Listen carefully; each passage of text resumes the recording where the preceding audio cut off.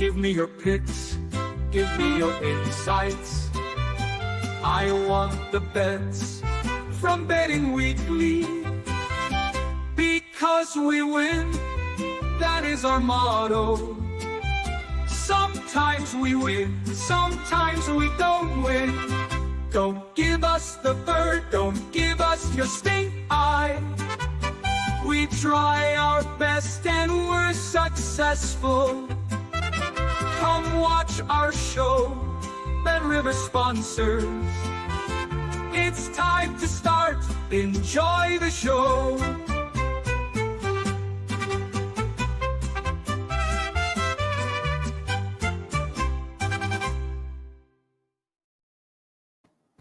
Oh, welcome aboard, everyone, to Betting Weekly Live. It is Tuesday, the 6th of May.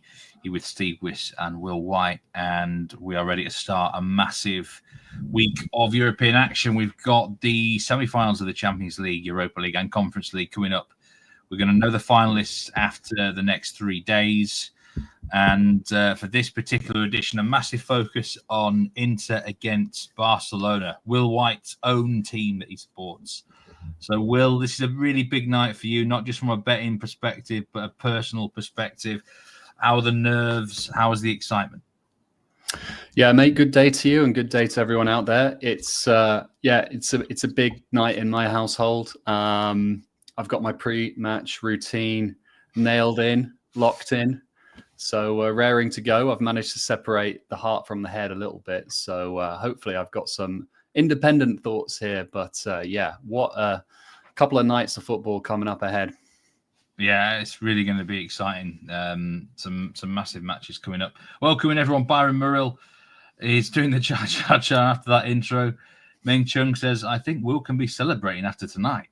In what form? We don't know what he's betting on. Are we talking about Barcelona here, Ming? Byron Murrill says, Billy Blanco, morning.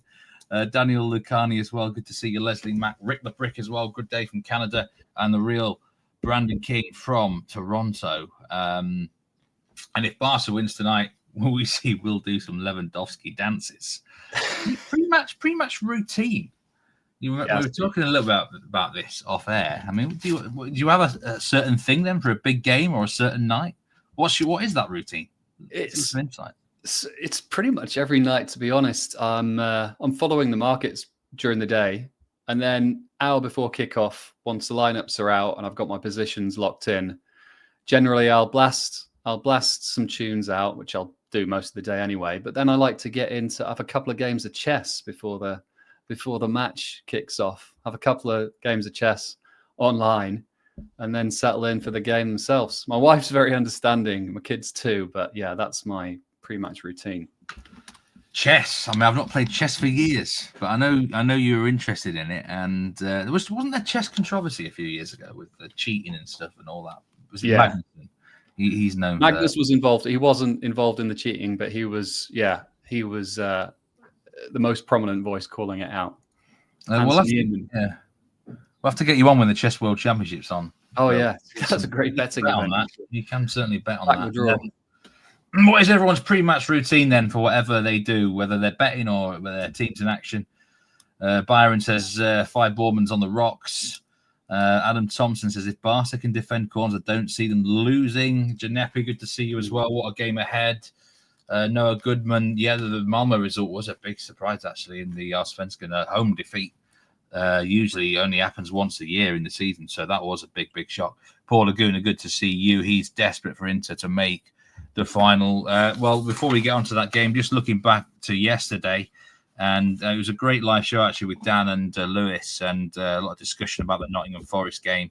Lewis was on Palace money line, Dan was on the Nottingham Forest angle, and of course it ends a draw, doesn't it? That big bet, the $50,000 wager, which was on Forest money line at plus 235, unfortunately a big loser there.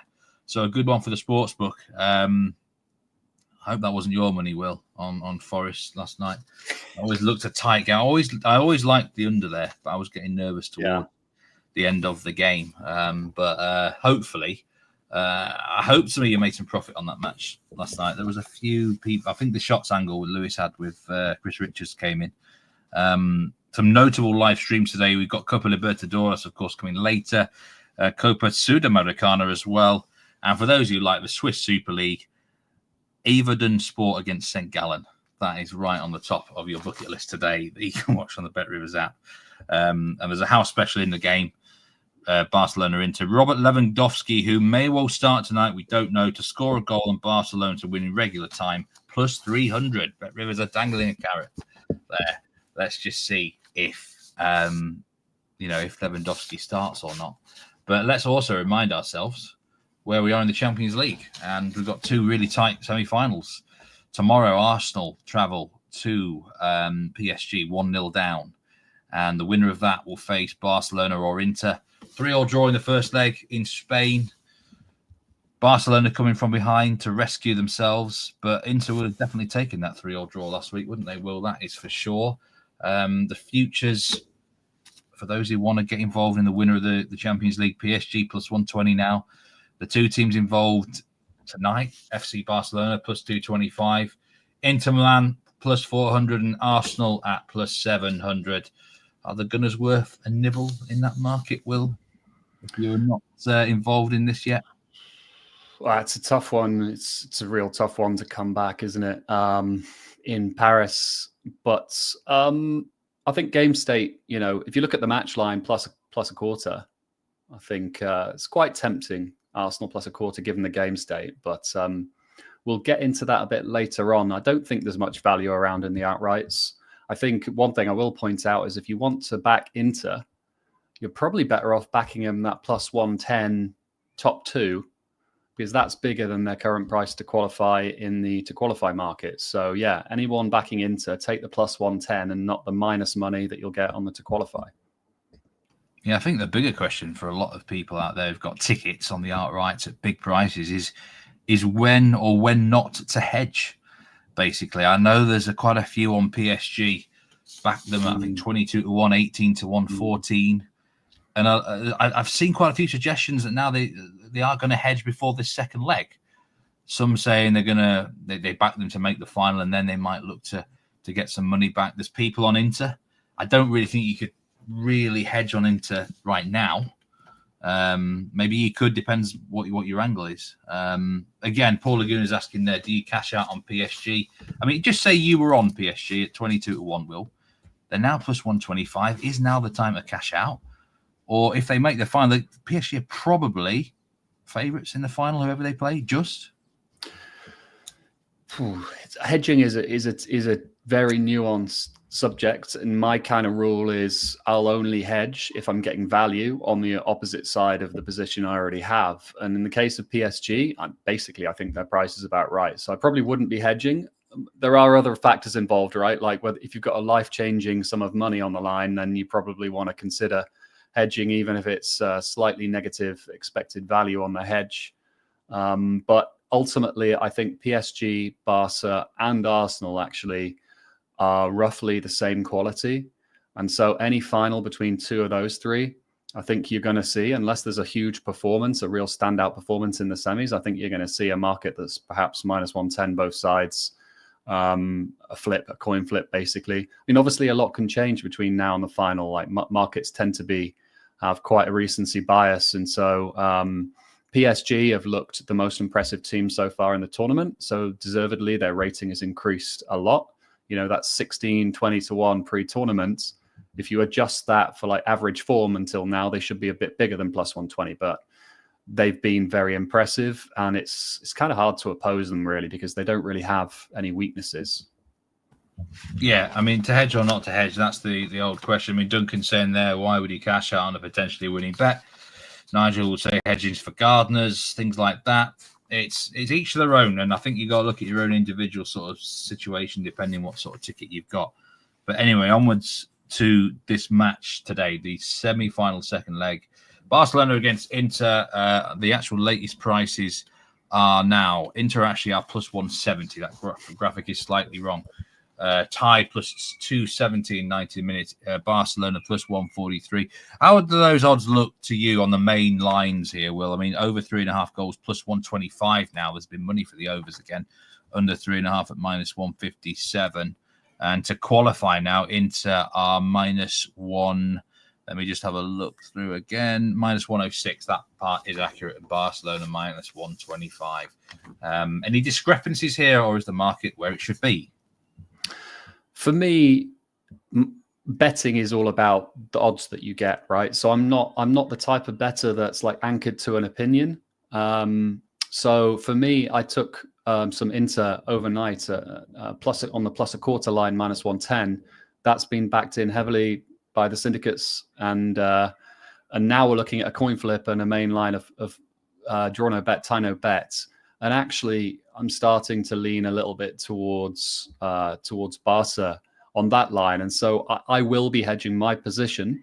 But you've got to reset your opinions according to the odds. And right now, we're looking at a coin flip. I largely agree with that, with probably a slight preference for Barca. But it also brings the tie into play a little bit as well. Plus 275. Look, ties have got a terrible record in this year's competition. Dan's spoken a lot about it. We've spoken a lot about it. The record is really atrocious. Don't have the stats to hand, but yeah, I'm interested in the tie at plus 275 actually. Injuries are a big subject here, right? Barca's backline is depleted massively. They're missing Koundé and Balde, so both of their starting fullbacks. We'll either see Garcia coming in at left back, or Inigo Martinez, and then maybe Garcia right back. I mean, they're going to be patched up at the back, and that's a big concern for Barca because I think Koundé and Balde are big pieces for them. Balde was missing in the first leg, but yeah, I mean, on the other hand, Lautaro is. I did see Foxy's comment in the chat, by the way. Yes, and you do owe me a beer for that. You did start last week. I think he'll be starting tonight as well, albeit not at full fitness. So I would bet on him starting, but I think that is a red flag for Inter. I'm not sure he's at full fitness. He went off at halftime in the first leg. Both teams have injury concerns, but yeah, gun to head, I think I'll be looking at Barca draw no bet. It's not an official play for me. The first leg, Barca seemed to be quite dominant. They controlled possession. They had more shots. But if you look at the XG creation, Inter had a lot of chances, especially on the counter and in transition. And I think if Inzaghi sets up the same way, giving Barca control, looking to hit on the counter, it might actually dilute home advantage a little bit, because part of home advantage is, you know, in all likelihood, the onus is on you to control possession, on you to kind of push the play. And if Barca have possession here, which I think they will, that seems to dilute home field advantage in my mind, which leads me to kind of believe that maybe Barca draw no bet is the bet here, but I'm not sure, and I'm not confident in it. Well, I'm on Inter tie no bet in the 90 minutes at plus 120, and I advised this on the first bet in the weekly newsletter of the week. Now, obviously, it's now minus. Just looking at the tie no bet market, minus 105. Not so sure I would be on minus 105. You know, these are small margins actually in the Champions League. That's actually quite a big move from where they were, 24, 36 hours ago. Beyond actually that. So, Duncan's put, interestingly, the comment that he made there, bet the price and not the outcome, and a lot do that. So what I did last week in this fixture, I went on the under 3 Asian goals market. I'm not saying I fancied it as much. I just thought it was really, really high goal line.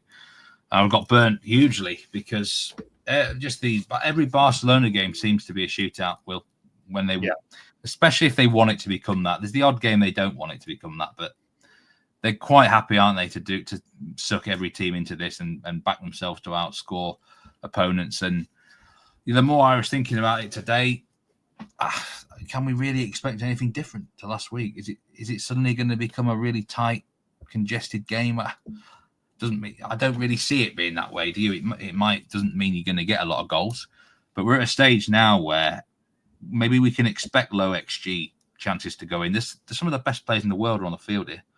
Goalkeepers as well. We can expect them to make some really good saves, by the way, on the other end of the spectrum. So sometimes you maybe got to take the metrics out of it a little bit. And Barcelona probably will dominate the metrics again. I think they'll dominate the metrics of most teams. Inter are quite a plucky side, though. Feels like the whole season's on the line for Inter here. I don't think they're going to win Serie A now, are they? Napoli, 3 wins away, 2 wins and a draw away from the title.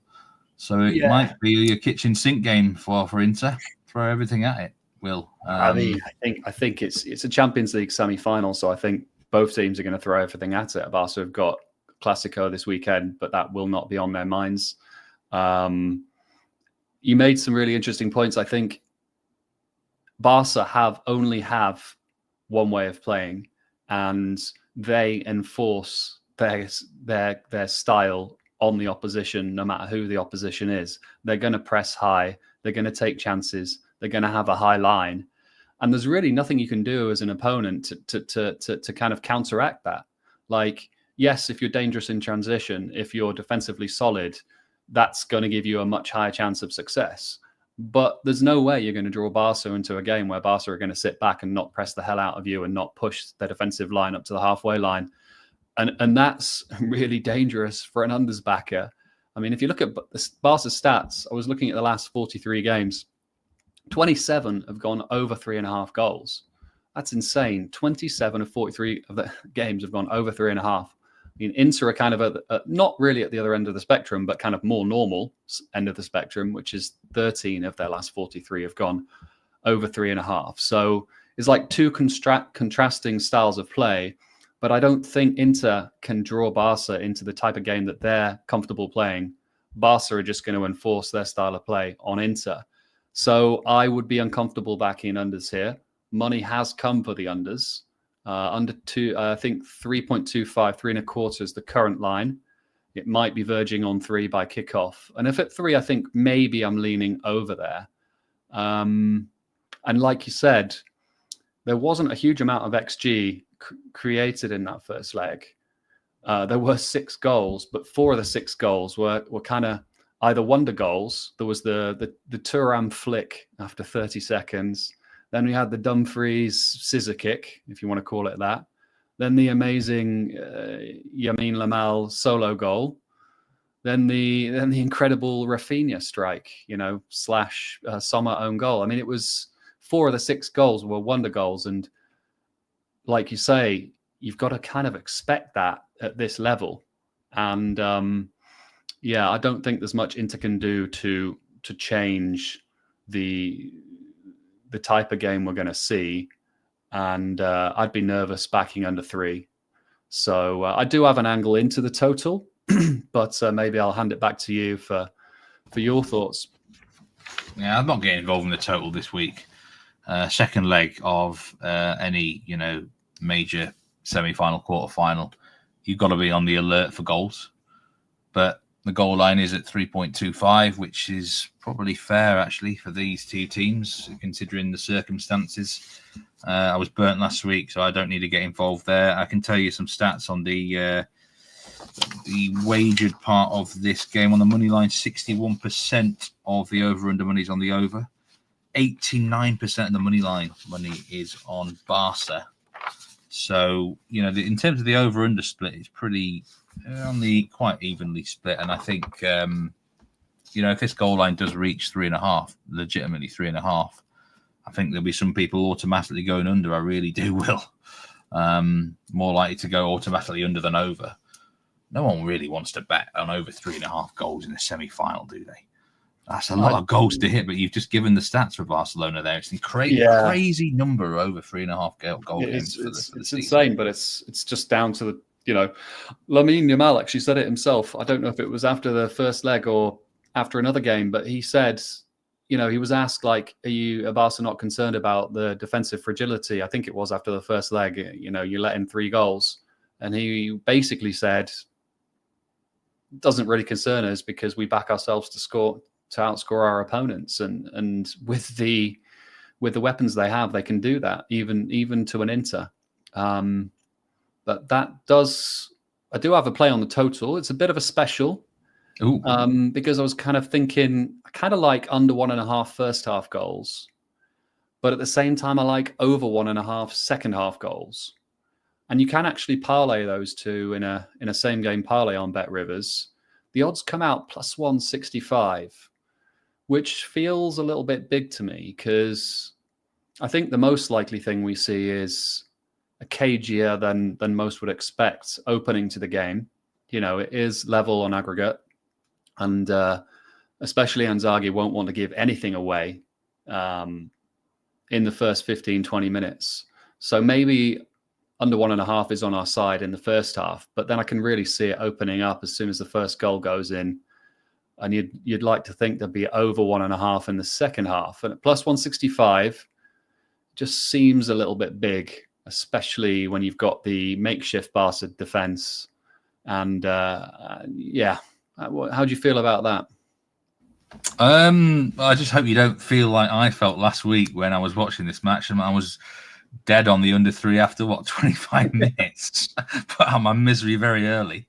But look, logically that makes sense because if we look at history, usually the second half is when things go nuts, right, in these second legs. So I do like the logic of it. It's just Barcelona seem to have their own rules this season, the way things are going. But I like the creative. Plus 165, to be fair, as well. It's not like, I do like the odds for it. So that's an interesting little and yeah, we're going to be looking at loads of angles, just looking at the comments here. Don't worry, we're going to talk the referee, we're going to talk cards. Will's got a card special for us after last week, I'm sure. We will talk about that. Before that, I just want to talk about the corners angle because I don't actually have an opinion on the corners in the game, but Nigel Seeley had a very, very good winner on the show last week on the under corners. I think he won by half a corner or 1.5 corners. It's incredible. There was only 9 corners in a match that ended 3-3. In a match that had, I think, 30 plus shots or knocking on the door of 30 shots, nearly 30 shots. You can actually get under 9.5 corners here at plus 105. You can get under 10.5 corners at minus 150. I mean, the line looks about right, but can we really explain how there's only 9 corners in a 3-3 draw with so many shots, Will? It felt like whenever the goalkeepers made a save, that the handling was either excellent or it was being pushed out rather than behind. And, I'm not really a corners expert, but any thoughts on that, particularly how that can go under? I'm not a corners expert either. There were 9 corners. I think it's just a variance thing. I can't really think of any particular nuances to the stylistic elements of the game that would mean that you're going to be getting a low number of corners. Ultimately, I think the line is probably about right. I'm not sure if there's a difference between a second leg and a first leg in terms of number of corners, how that translates. But not really got much to add, to be honest. Me neither. I'm interested if anyone is going to bet on the corners here because corners have dominated a lot of the live show talk of late, not just on the Champions League. We mentioned the shots line there. That was one thing I did get right last week. The Barcelona shots total and the shots line for those interested at Bet Rivers, total shots by Barcelona, that is a 15.5 line. If you want to go over 15.5, which this is in 90 minutes. I would tentatively go over just based on that Bayern Munich had 20 shots here last time out, but I'm not as confident about them away from home. Total match shots line is generally around 27.5, 28.5. And for that to go over, you're probably going to need Inter to contribute. And Inter are not really known for being that shot happy overall. They've got a great home record, of course, in Europe. We should mention that with Inter. We'll talk about cards a bit later. But I suppose, again, look, player props. It's the same thing, isn't it? A lot of people saying here, looks like some great value in the player props market. I'm sure you've got something for us, Will. Who is on your prop card for this game? Shots on target, cards, things like that. Anything really catch your eye? I've got a few. The player I like in this matchup is Dani Olmo. I like him. I'll start out with the kind of more tenacious side of his game and the angle there. I like a parlay of DeMarco and Olmo. So DeMarco for Inter, obviously, and Dani Olmo for Barca. Both of them to have a foul or more is plus 120. And I think if you look at the match fouls line, it's 25.5. It's quite high. So I prefer to look at specific players here. And, Olmo is known for his technical ability and his attacking play, but he's much more tenacious than he really gets credit for. And he actually averages a massive 1.41 fouls per 90 across all competitions this season, which is very high, including having 3 in the first leg. And then DeMarco, I mean, who's going to be up against Lamine Yamal again, who he fouled in the first leg and really had a bit of a nightmare with. So, yeah, parlaying those two at plus 120 just seems like a pretty good value. I really like that one. I think in general, when it comes to the fouls market, you probably want to look at Inter players because Barca are likely to have majority of possession. But then on the other hand, you can't really rule out Barca with the odd tactical foul when Inter are in transition. So you might find some good Barca players like Dani Olmo using that angle. I also like Olmo to have a shot on target or more. Minus 121. He averages 1.31 shots on target per 90 this season. He'll play in the advanced midfield role, or there's an outside chance of him playing in the false 9. And if you compare his odds at minus 121 with the likes of Rafinha, minus 335, Lautaro, minus 278, and Lamine Yamal, minus 275, Thuram, minus 205, they're all a lot shorter than Dani Olmo. The stats are not that different between those players. So I like Olmo. And if you're looking in the goal or assist market, so that's under player specials, I believe, on Bet Rivers, I quite like Rafinha. He's favourite in that market.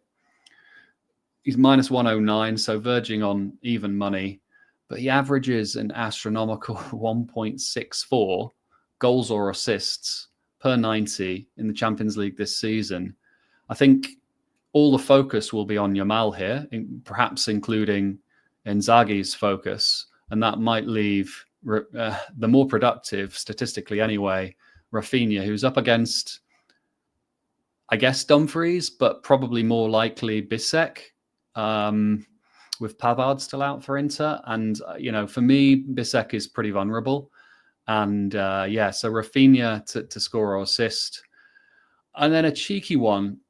There's no line currently on Bet Rivers for this, but we hit the crossbar with Atleti to qualify on penalties against Real Madrid. Do you remember that bet? Plus 14. Yeah, that was incredible. With the Alvarez double contact, or whatever you want to call it. A bit of a phantom double contact, if you ask me. But tie decided in extra time, either team, plus 550. It's not on Bet Rivers at the moment. That line I've taken from the general markets. But I don't think Barca have any gear lower than a 5th gear. And I said earlier that I thought the tie is a runner at plus 275. So if it is a tie after 90 minutes, I don't think Barca are taking their foot off the pedal. Often in these knockout ties, you see teams kind of just go through the motions, right, in extra time. Both teams kind of don't want to take the risk and they're happy to go to penalties. But I don't think that would be Hansi Flick's Barca. I'm not saying that Barca would be favourites to win it in extra time, although they probably would be slight favourites. Both teams have very deep benches. But I guess that extrapolates to you getting plus 100 should it go to extra time on it being decided over those 30 minutes plus additional time. And I think that seems pretty good to me. Hopefully that market does get loaded on Bet Rivers before kickoff. If it doesn't, it's probably going to be live in running. That would be worth some pizza money, as you would say, Steve, I think. It's a good.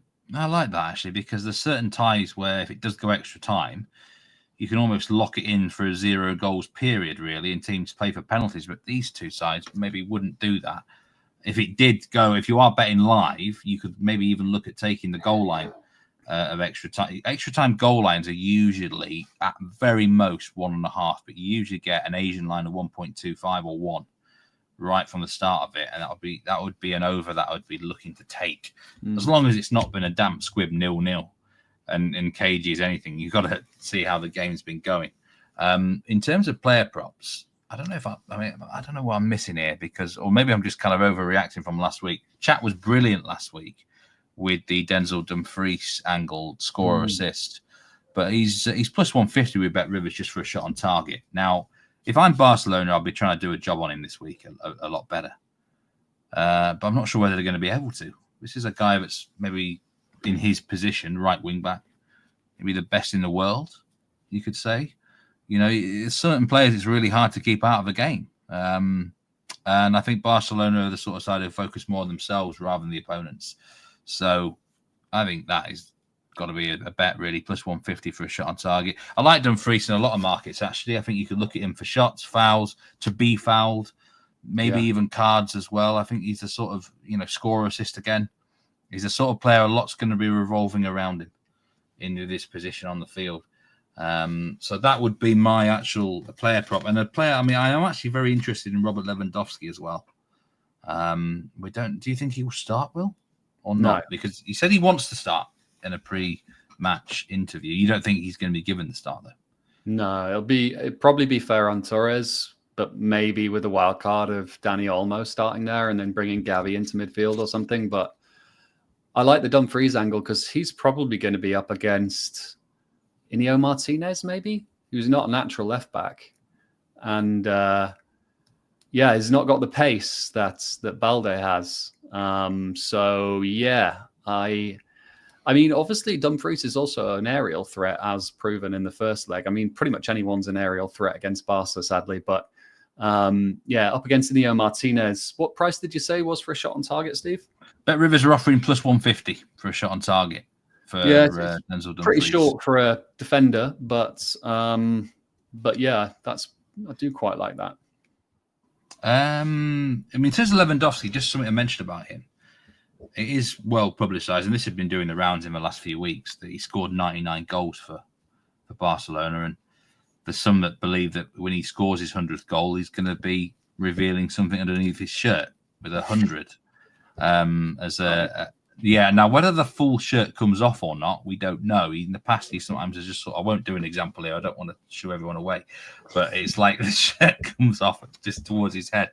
Fabrizio Ravanelli just used to do it at Middlesbrough rather than the whole shirt come off thing. But there's going to be, and in La Liga, I think that is an official yellow card if you still do that. But tonight, what's the referee going to do? Simon Marciniak if Lewandowski does score. But Lewandowski to score and be carded is going to be an automatic bet for a lot of people until he gets his 100th goal for Barca. Just in case he does go ballistic with the celebration. Do watch out for that. Even if he doesn't start, you could maybe look. By the way, he's 16-1 to score and be carded in this game, just out of interest. How does that? Do you know how that settles if he comes off the bench? Because if you back him to score and he comes off the bench, you're voided. Void right? Immediately, yeah. So that would be the same, presumably, with that parlay. It would be complete void if he doesn't start. But yeah. I'm 90% he's not starting at least. Yeah. So if and when he comes on, then you can bet in running. You'll have that option. Yeah. I always say with goal scorers, cards, and player props, check your T&Cs. Whatever book you're with, but with Bet Rivers, it's a clear void if the player doesn't start, which I think is fair. The referee, we've got to talk about him, Simon Marciniak. At one point, he was voted, but he was known as the best referee in the world. I was doing some research today. He's now dropped down to number 7 on the list in terms of referee rankings. This is from the IFFHS rankings. Francois Letexier now is clearly the best referee in the world, apparently, on a points index of 129. Vincic second, and Orsato third, and Clement Turpin fourth. So Marciniak now down to 7th because he's had a few questionable performances. Let's be fair to him, he has been a bit questionable since the World Cup. Quite a few saying, dodgy ref and stuff here. We know you had a nightmare with the cards last week, Will. You messaged me saying you're never going to have a cards play again. So I'm probably going to have to lead this one myself. The cards line for this game is actually 3.5 to 4 with Bet Rivers. Over 3.5 cards at minus 177. But the second leg of a Champions League semi-final, there's just got to be cards for me.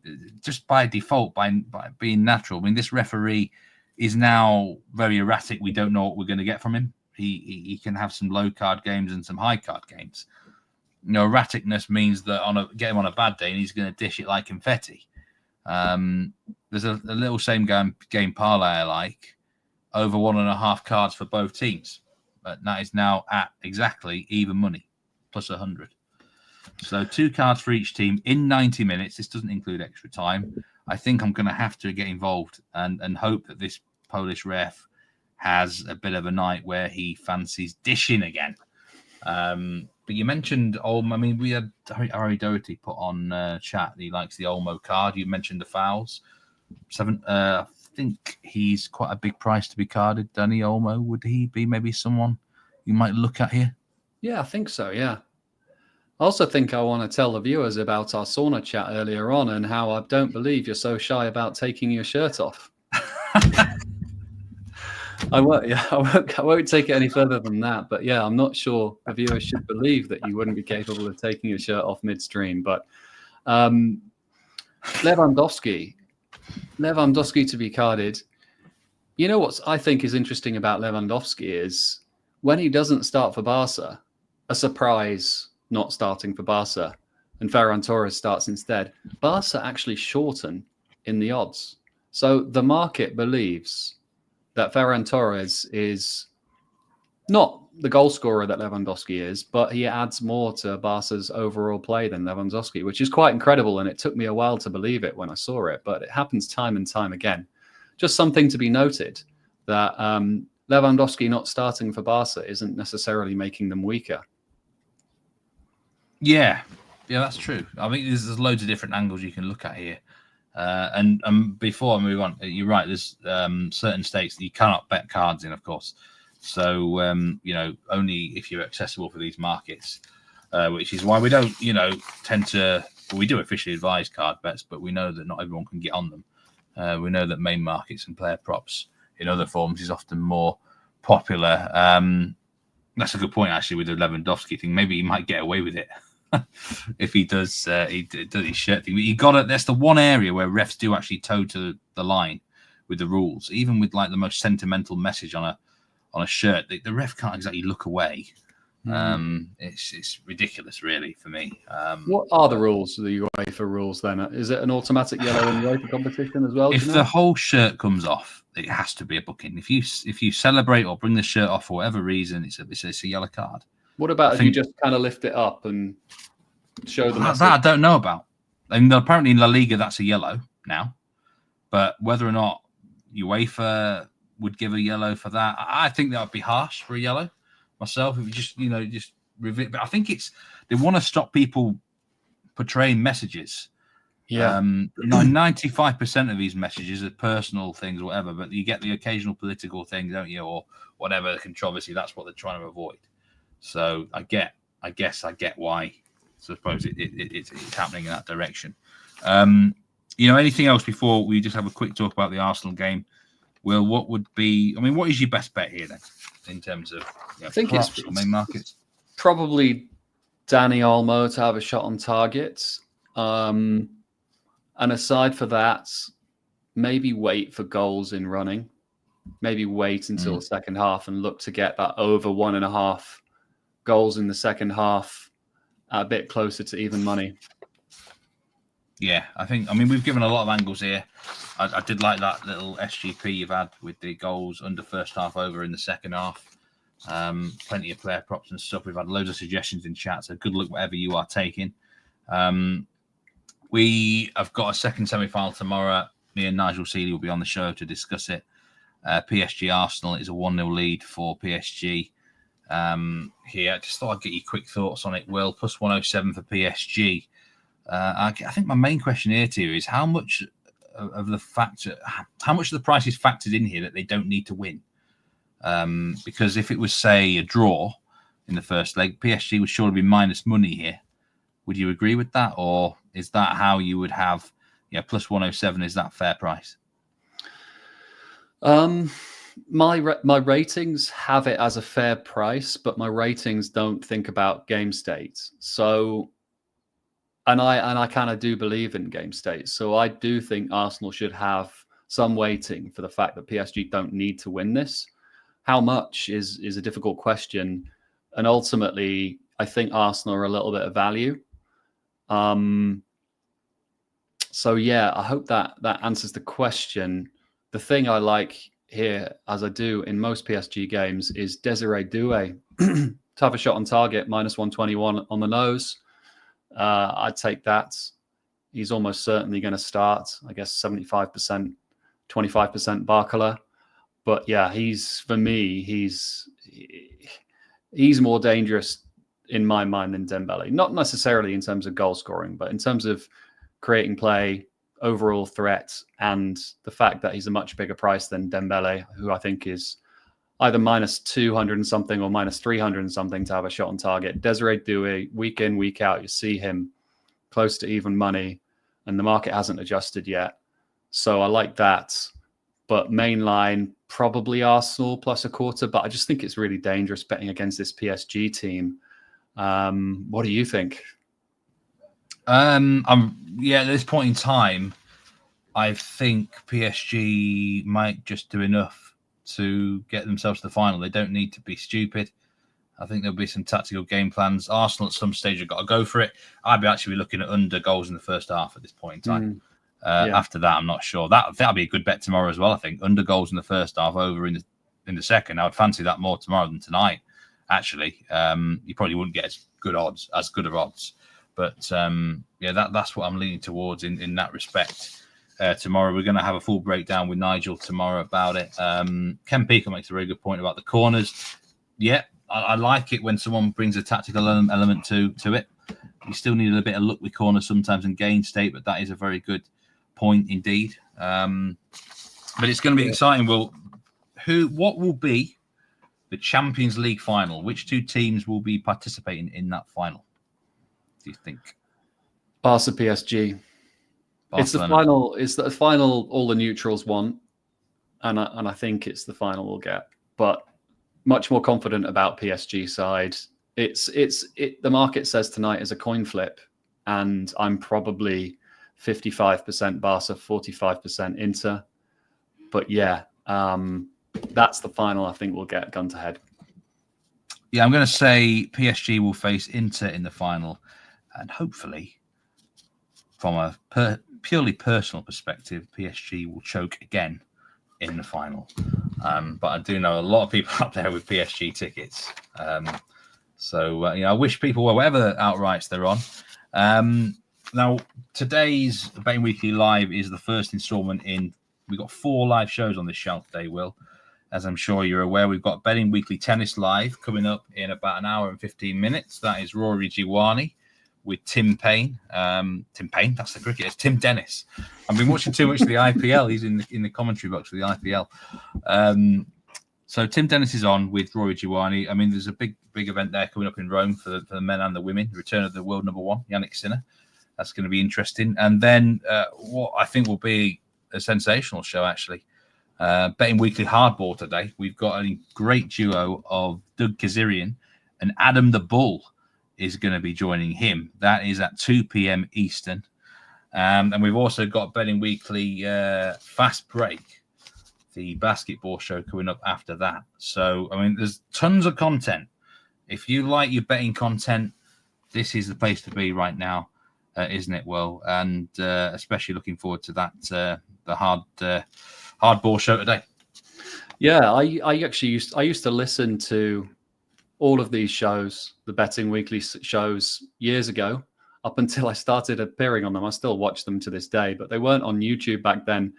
And it's really phenomenal to see the offering now for free, completely for free, across all social media platforms. 4 or 5 live shows a day, back to back, crack open a 6-pack, get chess.com in the background, and look forward to the games. And then all the sport throughout the night with the US sports, the NBA, playoffs, I believe.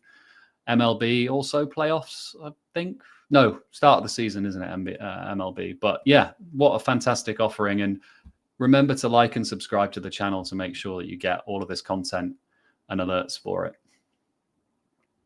Yeah, we really, obviously these new shows are in their infancy. It's a debut week for them. So give them as much support as you possibly can. The Betting Weekly newsletter, you can subscribe to that. 2 per week, including the Insider at the weekend, which is a great publication, loads of stats and stuff, things like that. And yes, Menindo, it's not going to be my sauna session. You don't want to see that. The less said about the saunas, the better. And a superstition I've got in the sauna, which I was telling you about earlier, Will. That sounds like a pretty dangerous mix, having superstitions in the sauna, Steve. God knows what that means. I actually do know. But yeah. I don't think the viewers need to know. No, they don't. Well, good luck. Whatever you are taking today, in whatever sport, it's going to be a sensational ride in the Champions League.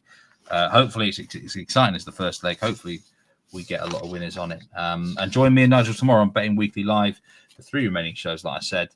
But otherwise, thank you very much, Will White. It was a pleasure as always. Mate. All the best. Good luck tonight, everyone. And Viscal Barca. Thank you very much, everyone. Take care. Remember to gamble responsibly. I'll see you tomorrow on Betting Weekly.